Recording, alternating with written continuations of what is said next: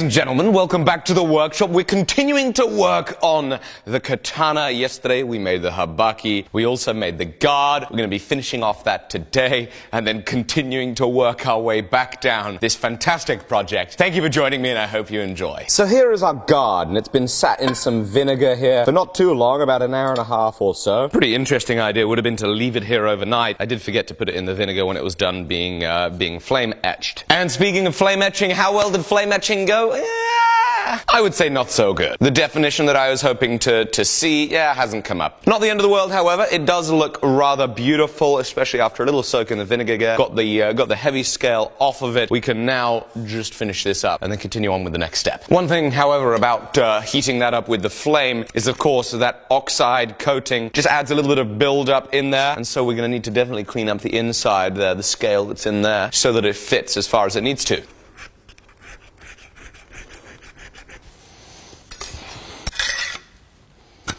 Oh, yes! That is a perfect fit. Holy moly.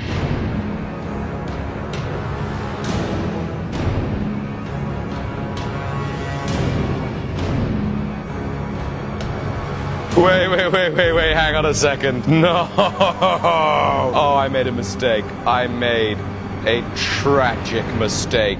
I made a terrible, terrible mistake. I measured the middle from the tang, and I didn't measure the middle from where it would be seen. That's 13.21 millimeters, and that, no, 15.6. Look at that. It's terrible. That absolutely cannot happen. That is a major, major, major problem. That is very sad. I spent a very good number of hours yesterday working on that, and I got to start from scratch. Oh well, that's how it goes. This happens when you're making something. I'm going to cut another piece of wrought iron, and we're going to try it again.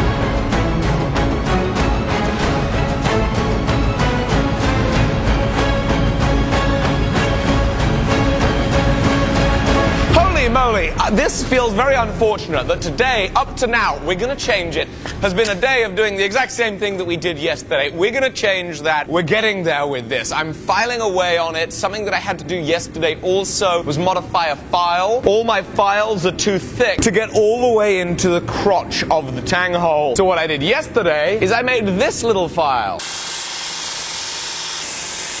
The problem is today it snapped, so I had to make another one of these files. I simply ground the back of the file really, really thin, and that allows me to get in here, and of course, once that blue die marks it, I'm able to file that away. No problem, all the way up to the back of it, right where the blue die is. But, ladies and gentlemen, this is an entertainment program, and so we will entertain. You remember, of course, the raw iron that we're making this guard out of? Well, we're going to cut off another piece of this raw iron. Now, Alec, why are you cutting off another piece of raw iron? That's because we're going to make a kiradashi. Alec, why are you making a kiradashi? Well, it's because we need to create some content. Big time. We need to entertain you guys. And what better way to entertain you than making a kiradashi with raw iron and a little Damascus steel. Now, what is a kiradashi? Well, as far as I understand, it is a Japanese marking knife, and it is very useful in the making of a katana because the handle itself is going to be made from one piece of wood, split down the middle, chiseled out, and then assembled back together. Now, how do we chisel it out without it fraying everywhere and splaying everywhere and splitting? We use a Japanese marking knife to mark the outline of our tang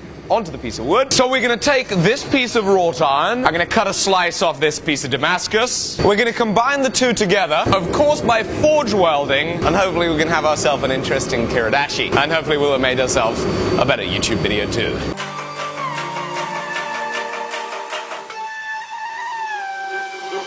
Put the place up, yeah, we know what we made of. Can't get enough of you, boo, I'm a chaser. Face up, now I feel a little major.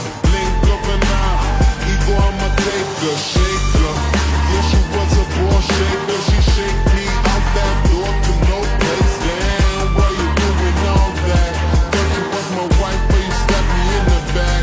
Something like a rose when we came out there, we settled facts like the Vinci. I'm breaking codes, I'm breaking backs. Come on, get your ass up if you slipping. Put another smile if it was the last Christmas. Hey.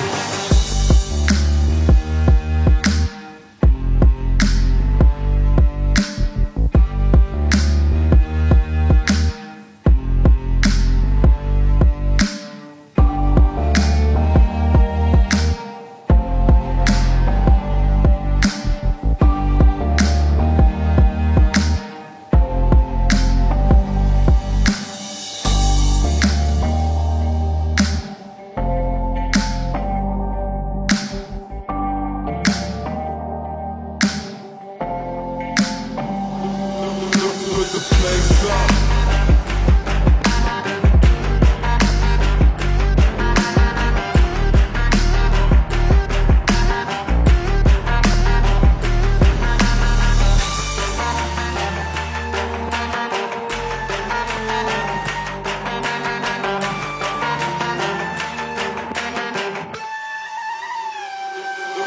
Put the place up, yeah, we know what we made of. Can't get enough of you, boo, I'm a chaser. Face up, now I feel a little major. Link up and out, ego, I'm a taker. Shaker, yeah, she was a ball shaker. She shake me out that door to no place. Damn, why you doing all that? Thought you was my wife, but you stabbed me in the back. Something like a rose when we came out there, we settled facts like the Vinci. I'm breaking codes, I'm breaking backs. Come on, get your ass up if you're slipping.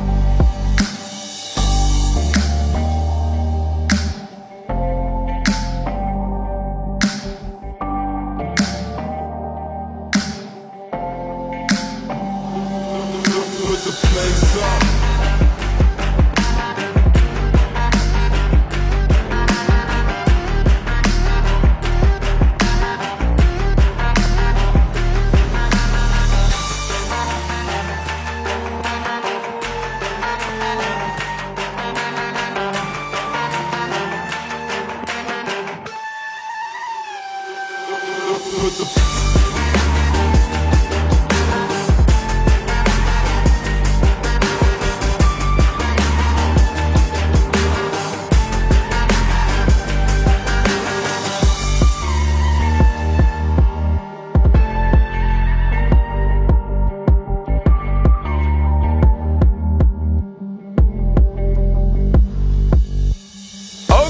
Dokily, so the wrought iron with the forge welded Damascus steel edge Kiradashi is most of the way forged. I'm just going to true that up, pretty it up. It's looking lovely. I've got a nice pretty little bow in there that I rather like. I'm going to fix this transition into the bevel. Fix the transition here. I am going to make this a double bevel Kiradashi here, so it has a bevel on both sides, not a single bevel. Give it a brush, and there we go. That's forged. We're going to be ready to go and finish that. But now it's time to go back to making the guard.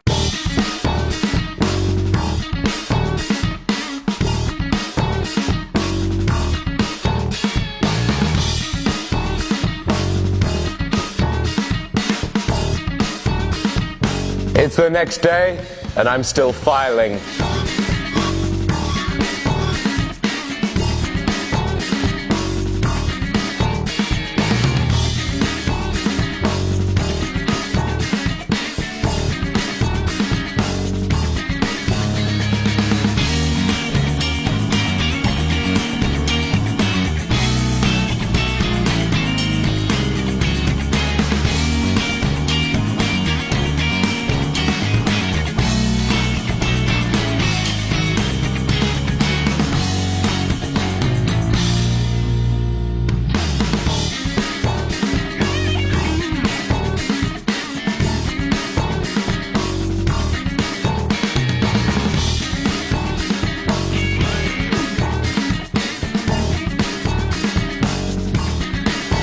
So now that that piece is cooling down, I'm going to call it there for today's episode. I'm going to start straight away on the episode that you're going to be seeing next. So I really hope you've enjoyed. Make sure you subscribe to see the next step of this build as we work our way back up this katana, this difficult project. I'm having a blast. Thanks for having joined me. Make sure you go get some merchandise at alexsteelshop.com, and I will see you very soon.